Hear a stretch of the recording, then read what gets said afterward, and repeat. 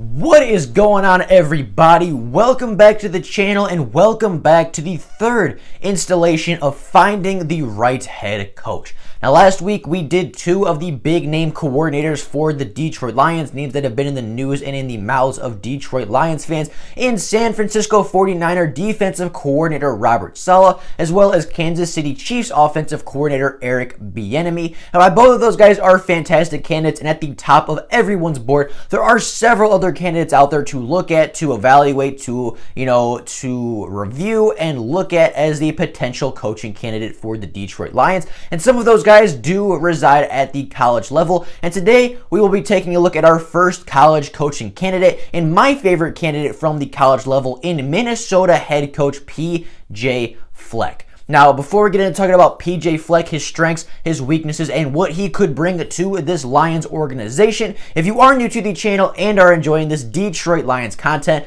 please consider liking the videos and subscribing to the channel. It only takes 2 seconds out of your day to do so, and it helps the channel out more than you could know. So if you could do that, just take those 2 seconds to like and subscribe. I'd be greatly appreciative for it. But without any further ado, and with all of that being said, let's get into taking a look at and evaluating head coaching candidate PJ Fleck.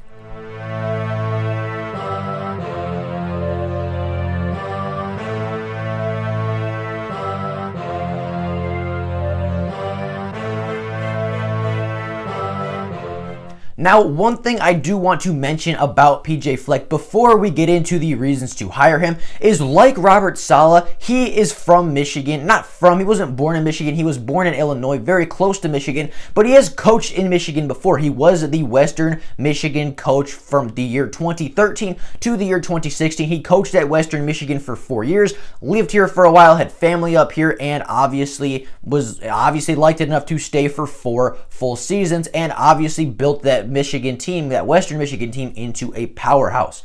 Now, again, like Robert Saleh, him coaching in Michigan previously does not give him the full go-ahead to just hire him because he coached here before, but I do think that connection to the state and the connection to the area is big for coaches. I do think that familiarity is a big part in why we could convince a coach to come to Michigan, to come to Detroit, is if they've lived here before, if they've coached here before, they obviously have a familiarity with the state and with the surrounding area. So I do think that could be a big part and a big bargaining chip for how to convince coaches and a couple of these head coaches to come back to coach for the professional team in Detroit. Now, the first reason I love PJ Fleck as a head coaching candidate is that PJ Fleck has built a winner and built a culture everywhere that he has gone. He started his head coaching career in 2013 with the Western Michigan Broncos, and his first season was not a very good one. To say the very least, they were not a good football team. In 2013, they were a 1-11 football team. They were one of the worst in the country, and things were not looking very good for the Western Michigan Broncos football team. However, in just 4 short seasons, PJ Fleck built this team into a powerhouse, and in his final season at Western Michigan, in the 2016 season, Western Michigan finished the regular season with a 13-0 record in the MAC conference, obviously being MAC champions, having the school's best footballing record in school history, and only losing in a very big bowl game to Wisconsin in a very big bowl game. Obviously, Wisconsin is a very good blue-blooded school in the NCAA ranks, and Western Michigan kept that game close. They still were competitive. They still were working hard. They still kept that game very close to the end, and that was their only loss of the season. Western Michigan finished the season ranked, I believe, at 15 or 12. It was something in their top 15 in the country. 13-1 record, one of the best programs in the nation that season. And obviously, PJ Fleck being the head coach those 4 years, he built up that program. They got better every single year, and by the end of his coaching tenure in Western Michigan, that team was one of the best teams in the country and definitely the best team in their conference. Now, you move on to Minnesota. He did his thing at Western Michigan, won his MAC championship, won his titles, won his awards, whatever. He did his thing in the MAC, and he went to the Big Ten. He went up a conference, and he moved to Minnesota. One rank up, a little bit better of a conference, a little bit more competition, a little bit more of a challenge. And when he got there, Minnesota was not a good football team. Minnesota has not been a good football team for quite a while. When he got there, his first inaugural season, they did go 5-7. That was the 2017 season. Not a great great record, not a horrible record. Obviously, I don't think they were last. I think they were middle of the pack in the Big Ten, but 5-7 losing record, no bowl game appearance, not a very good thing for the Minnesota Golden Gophers. However, in just 2 short seasons, PJ Fleck built that program up and built that culture up to have an 11-2 record, being the 3rd most wins in program history in a single season. They finished, I believe, top 10 at one point in the season. They were ranked 7th in the country. I believe they finished top 10, top 15 as well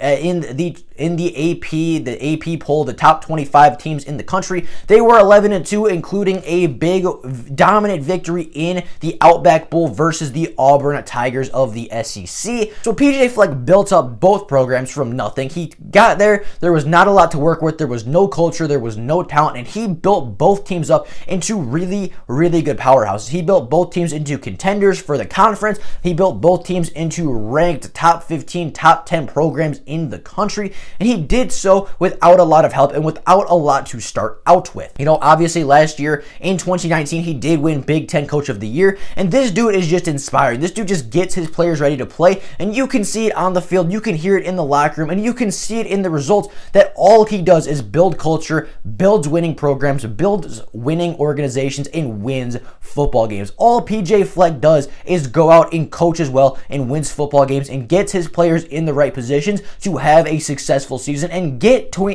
teams and organizations and programs to where they want to be in a very, very short amount of time. Now, I know this year in the 2020 season, the Minnesota Golden Gophers are not having the best season right now. They are 2-3 on the season. However, one of those losses did come to Iowa, who is a ranked team and is a ranked team who is a very good one. In fact, one of the other losses came to Michigan. That was, a big loss for them. That was an embarrassing loss. But again, they did not have their kicker or punter or really anybody from their special teams unit. So Michigan was set up in good field position all night. They were set up in good field position all game. They did not have a long field to go. They were able to score a lot of points. And at the end, Minnesota was just very depleted and they gave up a lot of points to Michigan. And that is an embarrassing loss. But again, without any of your special teams aces, without any of your special teams players, how can you expect to win a football game when the opponent is literally starting at your 30-yard line every single time they start a drive? And then their last loss, their 3rd loss of the season, was to Maryland. That was off a mixed extra point. It went to overtime. They scored a touchdown. They kicked the extra point, or they tried to kick the extra point, and the substitute kicker, because their kicker was still missing the football game, their substitute kicker ended up missing the PAT. In no way is that on PJ Fleck. That loss is not on PJ Fleck. Obviously, they could have played better to not force overtime, but again, that is a 1-point loss to a team that's very hot in the Big Ten, and obviously a loss that shouldn't have happened because you expect your kickers to make extra points. Yes, the Minnesota Golden Gophers are down a little bit this season, but a little bit of that is 2020. You can't hold that too harshly against PJ Fleck. He's had a lot of injuries. He's had a lot of COVID scares. He's had a lot of things he's had to deal with, especially on the special team side of the ball. He sent a lot of his talent to the NFL last year, so he's building a lot of new guys are there. A lot of new people are in that building. A lot of injuries and a lot of COVID things are going around. So this year is not fully on PJ Fleck. The success and failure of the Minnesota football team this year is not 100% on PJ Fleck. Obviously, he's trying to right the boat. Obviously, he's trying to straighten things out and get things right. And in recent weeks, things have gotten better for the Minnesota Golden Gophers. They've gotten better. They've gotten some wins. They've gotten some momentum, and they are looking to get back on track before the season ends.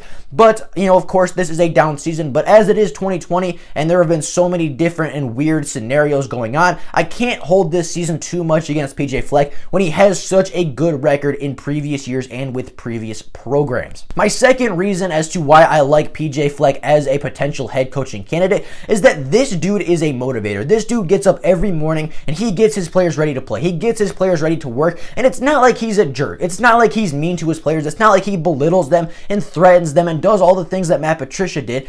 PJ Fleck is going to yell at you. PJ Fleck is going to get angry. He is going to yell. He is going to be a jerk sometimes, but PJ Fleck knows how to motivate people. He knows how to get players right. He knows how to get players ready for games. He knows how to encourage players and how to get them to fight to every snap and every second of the play clock. And I do not think there is a better example of that than when the Minnesota Golden Gophers took on the Penn State Nittany Lions last season, number 4 versus I believe number 7. It was a big time matchup, both undefeated teams. Penn State was a huge favorite in this football game, and this is the speech PJ Fleck gave before and after the football game. And obviously, the Minnesota Golden Gophers ended up winning and upsetting versus Penn State. Give me your eyes.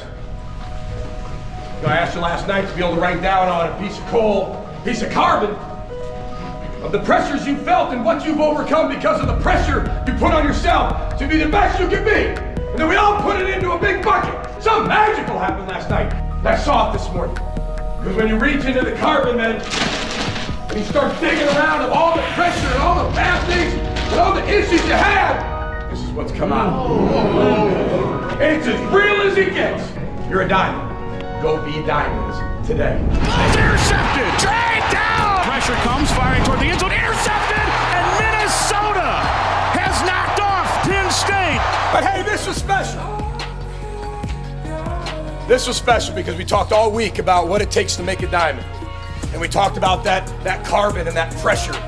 2,700 degrees, 4,000 men standing on your right foot, that amount of pressure in a long period of time. And then somebody's got to go find it. And then amazing things happen when you have all that carbon of all of our stories that we wrote down last night in our team meeting, and all the things we learned from pressure, and all the things we talked about back in January, and then you pulled out this thing, boys. You pulled out that. But to get that, this was in the mud, the muck, right? The heat, the pressure. It was under all that rock, and you had to find a way to make it happen, and you did. And I couldn't be more proud of you. You guys are all diamonds. You truly are. Now, you might say, okay, well, why is that a big deal? It's not like, he can be a motivator. He can, be a guy that gets his players ready, and that's great, right? That is fantastic. If you can get his guys ready to play, that is huge for the Detroit Lions, because we've seen, I'm not going to say the Lions have given up on the season. I'm not going to say they've given up on games, but we've seen this team be defeated before. We've seen the sidelines seem defeated, seem beat, seem like they just don't want to be there. They're just going through the motions, getting through the day, getting through the game.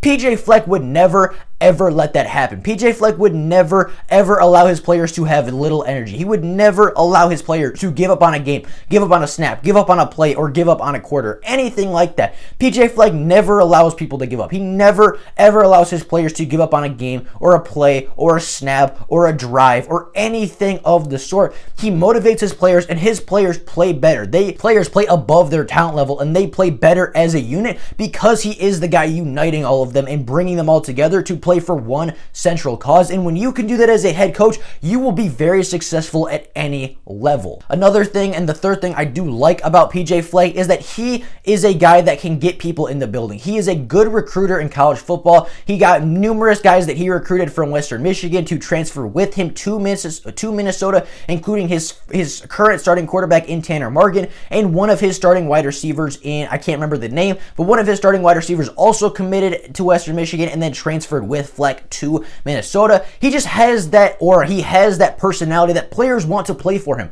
Players want to go and get coached by this guy because they know the culture he built, they know the style he coaches in, and it just resonates with players. Players want to play for him. Players want to come and, they want him to be their coach. And you might say, okay, well, in the NFL, that's not going to work because there's no recruiting.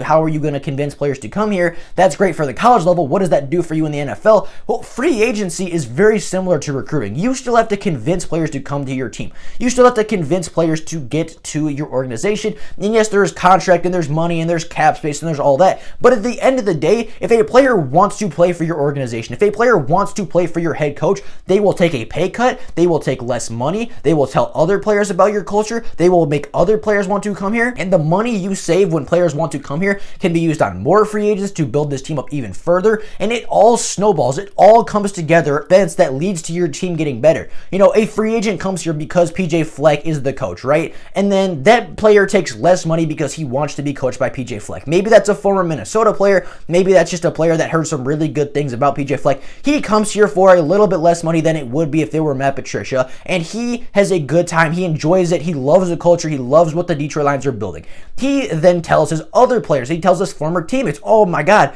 PJ Fleck is this amazing coach. The Lions are building something real special here. Those players want to come to Detroit, and they take less money than they would if Matt Patricia were here. And you might say, okay, well, a little bit less money here and there is great, but what does that do? Again, that snowballs, and all of a sudden, a couple $100,000 here, a couple $100,000 here, maybe $1 million on this player, a couple million here. That spirals, that snowballs, and then you can give out another contract to another player and bring him in. And like, it snowballs, and all of a sudden, you look up and you have this great free agent class that, you know, you feel like you got a lot of steals on contracts. You feel like you got a lot of contract success. You feel like you had a lot of success in free agency because these players want to play for your coach, because these players want to come here in free agency. And PJ Fleck has that kind of effect at the college level, and he will have that kind of effect at the NFL level because players just want to play for this guy. He is aggressive. He loves his players. He motivates them. He gets them ready. He builds a culture, and he is just a coach, and he builds organizations and builds programs that players want to play in and that players want to play for, and that will resonate to the NFL. That is his biggest strength, is building a culture and building a winning football team and building a winning identity, and that is something that he can carry to the NFL, to a Detroit Lions team that is in desperate need of a culture, that is in desperate need of an identity, and is in desperate need of winning in the Motor City. And that, again, is something that PJ Fleck can bring to the NFL, and that is something he can bring to Detroit if given the opportunity. The one big knock I hear a lot about PJ Fleck, and the one big knock I do have on PJ Fleck, is that he has not coached in the NFL before. He does not have the NFL experience. He does not, have the experience of giving out contracts and, coaching NFL players and coaching these veterans that are older than him. Like, he does not have that experience, but there are several head coaches every single year that don't have NFL experience that come in and build successful teams. Pete Carroll, when he came to Seattle, I don't believe he had NFL coaching experience before USC. I believe he was at USC and was in the college ranks. He came up to the NFL, and look at the Seahawks. They are one of the best teams in the NFL. You look at the Cardinals head coach, what's his name? Cliff Kingsbury. He is from the college ranks. He had never been a head coach before, and now the Cardinals look dangerous. The Cardinals look like a really good team, and yeah, they're underachieving a little bit, but they still look like a very bright, a very young, and a team with a very bright future. Every year college coaches come up with no NFL experience, and they still have success in the NFL. They still find success in the NFL. Part of that is that the college game is transitioning more to the NFL every single year. We're seeing more and more things from the college level make it to the NFL and work in the NFL, so that's a big part of it. And PJ Fleck is a good coach, and if you can coach football, you can coach football. Is he going to have the experience that Robert Saleh has? No, he's not. Is he going to have the experience that Eric Bieniemy has? No, he is not. But PJ Fleck is a motivator. He's a team builder. He gets guys in the building. He's smart. He's a good football mind. He's a guy that gets players ready. He's a guy that makes players want to play for him. He's a guy with a lot of influence over a lot of people, and he is a team builder. He is a guy that will build you up a roster, and he is a guy that is more than capable of coaching that roster to be better than the parts. He is a guy that, when he is the head coach of your team, the sum and the full of your team, the whole of your team is better than the individual parts. And I don't know if we can say that as a team right now as the Detroit Lions. It seems like the Detroit Lions every year have talent and they have players to come out and play football, but they don't work as a unit. They don't live up to the expectations as individuals that they should have as a team. With PJ Fleck, that's the opposite. With PJ Fleck, the sum and the whole of the team tend to play better than the parts. And if we, with all the talent the Detroit Lions have, can play better than the sum of our parts, we will be a really good football team and a very tough football team to beat. And that is why PJ Fleck is my favorite college coach, because he has a history of building teams. He has a history of building culture. Guys want to play for him. He gets guys ready. He gets guys motivated. His guys never feel like they've lost a game. His guys never feel like there's any insurmountable challenge. And with that ideology and with that tendency and with his track record, I believe PJ Fleck would be the perfect and would be the best candidate for the job from the college ranks. Now, with all that being said, that is all I got for you guys today. Let me know down in the comments, what do you think about PJ Fleck? Do you think it's a good choice, a bad choice? Would you hire him? Would you hire him over Bieniemy? Would you hire him over Saleh? Where would you rank him among those three? Personally, for me, I have Saleh, then Fleck, then Bieniemy out of the three coaches so far. I just think PJ Fleck is a great head coach all around. I think he knows what he's doing. He's a consistent winner. He knows how to win football games. He's a good coach. And just all around, he would be a right fit for Detroit. But with all that being said, that is all I got for you guys today. Let me know what you guys think about PJ Fleck down in the comments below. And of course, leave more coaching suggestions in the comments for candidates to take a look at. With all that being said, though, that is all I got for you guys today. Hope you guys enjoyed the video, and I will see you all tomorrow with more Lions content. Thank you all for watching. Bye, guys.